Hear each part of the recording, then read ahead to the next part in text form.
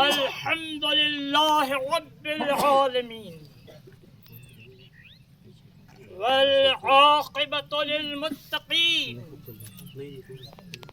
والصلاة والسلام على رسوله وعلى آله وأصحابه أجمعين أما بعد فقد قال الله تبارك وتعالى في الكلام القديم أعوذ بالله من الشيطان الرجيم بسم الله الرحمن الرحيم إن الله ملائكته يصلون على النبي يا أيها الذين آمنوا صلوا عليه وسلموا تسليما اللهم صل على سيدنا شفيعنا وحبيبنا ونبينا مولانا محمد وعلى مولانا محمد وعلى آله وصحبه وبارك وسلم. حضرات محترم، ابتدا میں جو حمدیہ کلمات پڑھا اس کا مفہوم ایسے وقت جب غیر مسلم سامنے ہوتے ہیں میں بتا دینا ضروری سمجھتا رہا، لیکن ننھے میاں کو عقل بہت قسطوں میں آتی ہے. احساس یہ ہوا کہ ہم مسلمانوں کے نفوس، ہمارے دل جو ہیں وہ بھی بہت خدا سے بیزار ہو گئے ہیں.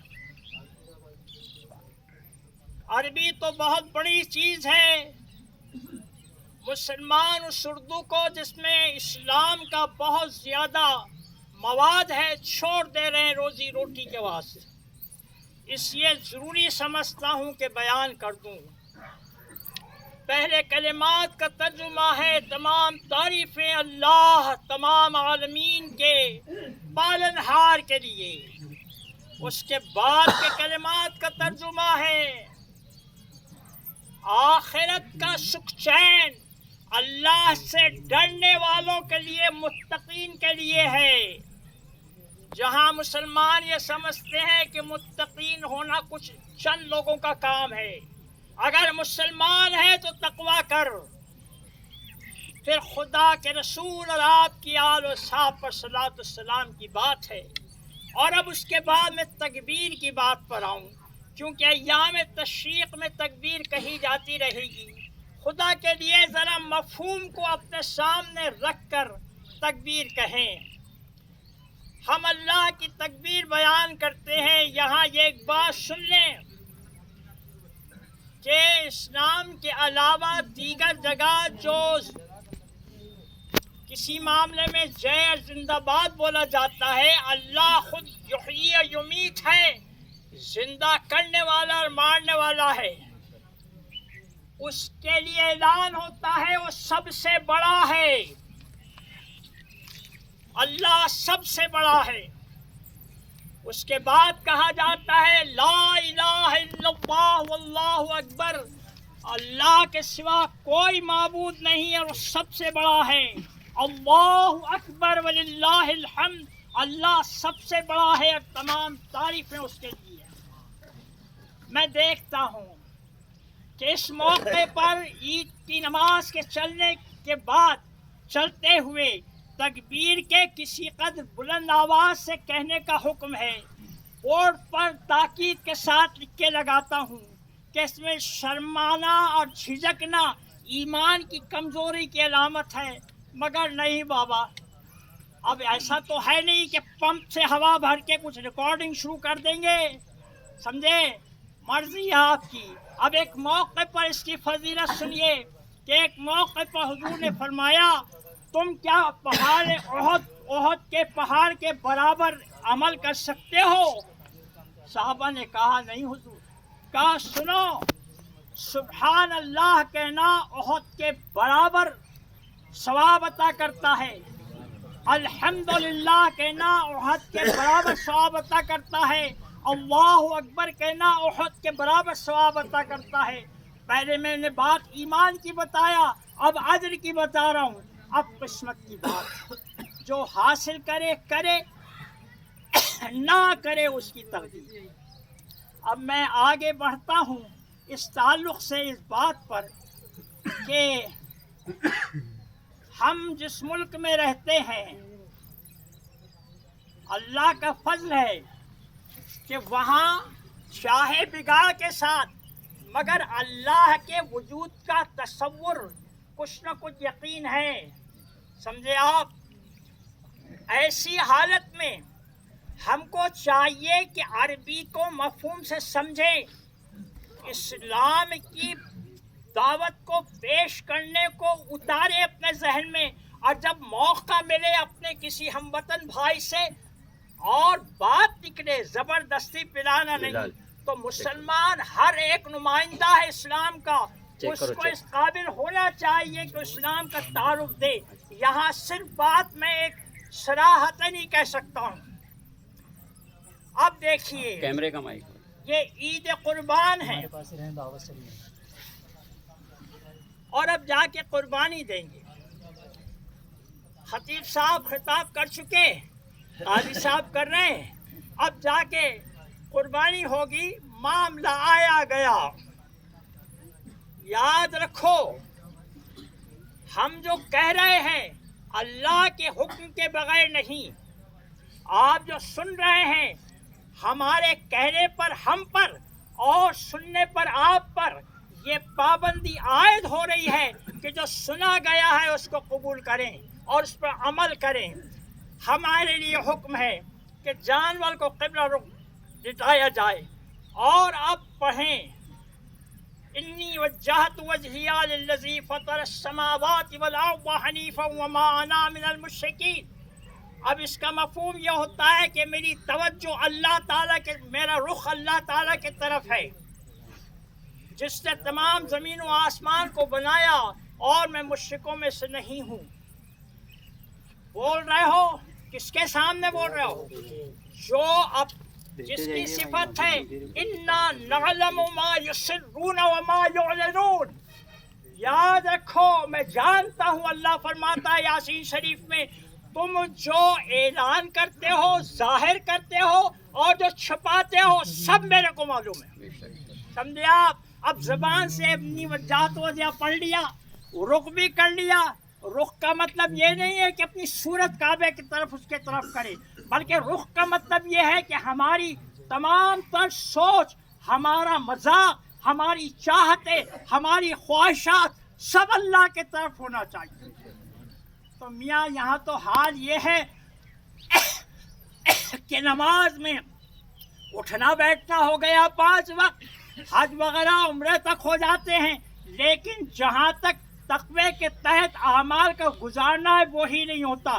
جانور خریدا، سنو، حج کا کرنا، صدقہ و خیرات دینا، زکوٰۃ دینا، قربانی کرنا، ان کو طیبات کہا گیا ہے. تحیات میں ہر قاعدے میں ہم پڑھتے ہیں اس کو طیبات کہا گیا ہے. پتہ یہ چلا کہ ان کے لیے اگر مال پاک ہوگا تو قبول کی جائے گی، اور مال پاک نہیں رہا تو قبول کرنا تو خدا.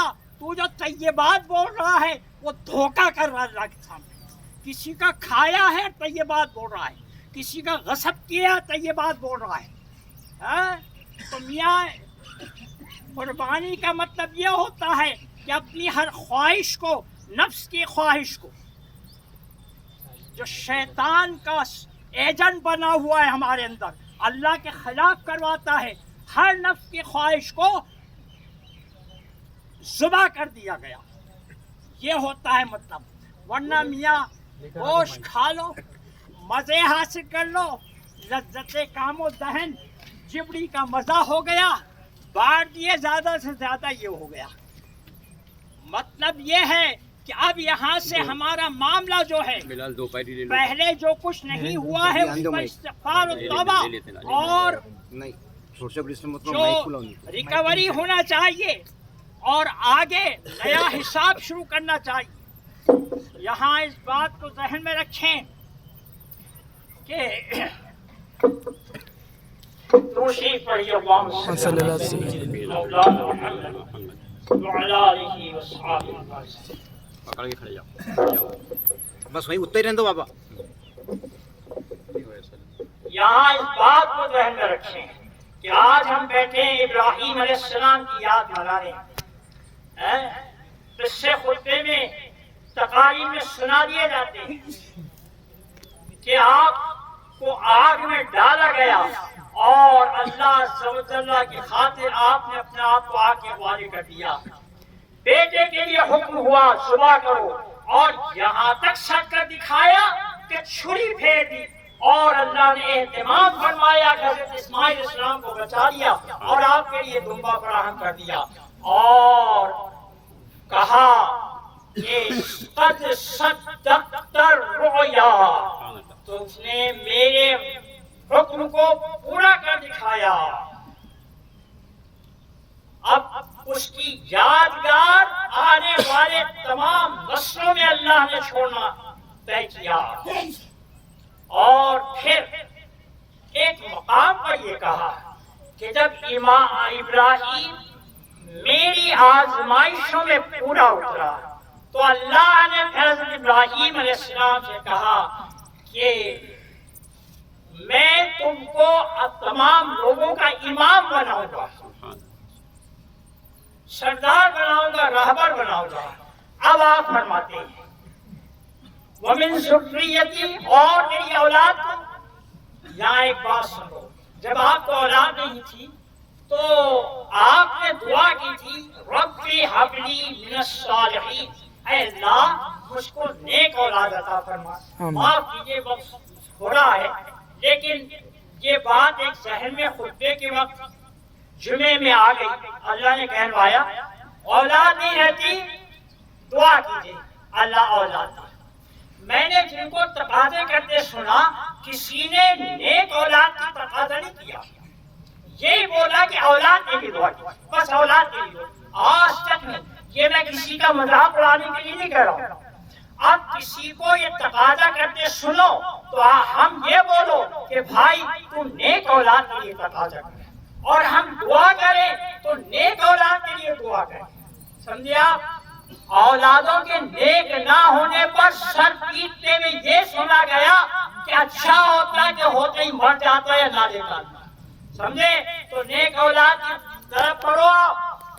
وہ اولاد تھی جس نے آپ کے کہنے پر یہ معلوم ہو کہ اللہ تعالی کی طرف سے ہے، اپنا سر جھکا دیا۔ سن محمد اقبال اس موقع پر کہا تھا کہ فیضان نظر تھی یا کہ مکتب کی کرامت تھی، سکھائے کس نے اسماعیل کو آداب فرزندی۔ تو یاد رکھو بزرگوں سے فیض اٹھا کر جو لوگ عمل کرتے ہیں ان لوگوں میں یہ بات نظر آتی ہے۔ تو خدا کے لیے ہم وہ باپ جو اولاد رکھتے ہیں اپنی اولاد کے، اور وہ اولاد جو اپنے باپ کی قدر و منزلت سمجھتی ہے، وہ اللہ کی رضا کو سامنے رکھ کر اولاد اور ہر کسی ماں باپ اولاد اور ہر کسی سے معاملہ کرے، ورنہ یاد رکھو ڈر اس بات کا ہے کہ ایمان کے ساتھ بھی اٹھتے ہیں یا نہیں اٹھتے۔ بات طویل ہو رہی ہے، اب میں قربانی کے مسئلے سے آگے اس بات پر اپنی اس تقریر کو ختم کرنا چاہتا ہوں کہ آج اس زمانے میں ہمارے ملک میں جو حالات پیدا ہو رہے ہیں، یہ قرآن حکیم میں اس کی نصیحت پیش کی گئی کہ جب اللہ نے کہا کہ تم ابراہیم جب امتحان میں کامیاب ہوئے ہر امتحان میں، تو میں نے اس سے یہ کہا کہ تجھ کو میں سرداری عطا کروں گا اولاد کے لیے۔ اولاد کے لیے خواہش ہوتی ہے لوگوں کو میری اولاد بہت اچھی رہے، یاد رکھو اولاد کو اس قابل بناؤ، اور نہیں تو سیدھے سیدھے اولاد کو بول دو کہ اگر تو اللہ کا حکم نہیں سنتا تو تیرا معاملہ تو دیکھ میں بڑی مسلمہ۔ سمجھے آپ؟ تو حال یہ ہے کہ جب ذریات کی بات کی تو اللہ نے کہا لا ینال عہد الظالمین، ابراہیم تیری اولادوں میں جو ظالم ہوں گے ان کے لیے میرا کوئی وعدہ نہیں۔ ہاں اب محرم آنے والے ہیں، محرم میں سوت امام حسین علیہ السلام نے دیا ہے کہ اگر فرما روا اللہ کا تابع دار نہیں، وہ ہمارا فرما روا نہیں۔ آج دنیا بھر کی حکومتوں میں پہلے حکومت اس لیے بنا کرتی تھی کہ غنڈہ گردی کو ختم کیا جائے، آج حکومت پر خود غنڈے ہوتے ہیں۔ سمجھے آپ اپنے یہاں کمیٹیوں والے کے الیکشن میں دیکھو نا آپ کس کو کرتے ہیں۔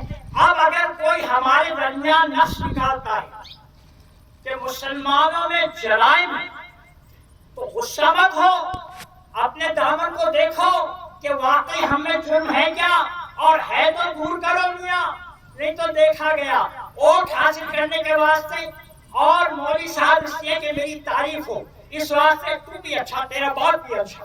ارے بولو تو گنجٹی ہے بن کر، تو شرابی ہے شراب بن کر، سمجھے؟ یہ ایسا بولو، اعلان کرو، نہیں تو یاد رکھو میں اپنی بات ختم کرتا ہوں۔ اللہ میرے بھائی کو انہیں برکت دے۔ کہا گیا ہے اور اپنے شعر میں کہا ہے، کل کی تاریخ میں ہم لوگ بھی مجرم ہوں گے۔ جو کچھ نہیں کر رہے بڑے خراب لوگ خرابی کر رہے ہیں، ہم کچھ نہیں کر رہے، چیسے لائن خاموش جو ہو جرم ہے۔ کل کی تاریخ میں ہم لوگ بھی مجرم ہوں گے، ہم نے چپ رہ کے یہاں خود کو بچایا ہے بہت۔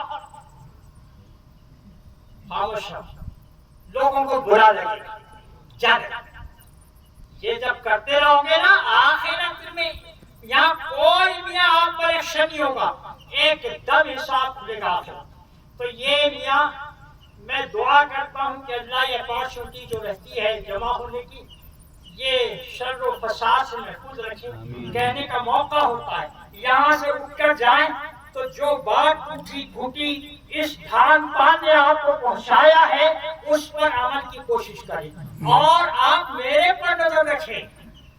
ہاں قاضی صاحب کے پیر ڈگمگاتے نظر آئے تو آپ سہارا دیجیے، حضرت آپ نے بات بولی تھی اس پر والی، یہ محبت ہے۔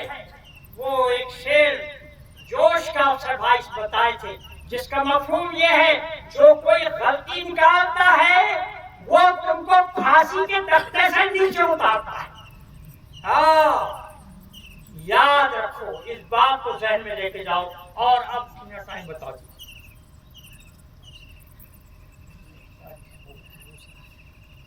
میں عید کی نماز کی ترتیب پر آ رہا ہوں۔ نیت ہے 2 رکعت نماز پڑھتا ہوں واجب عید الضحیٰ کی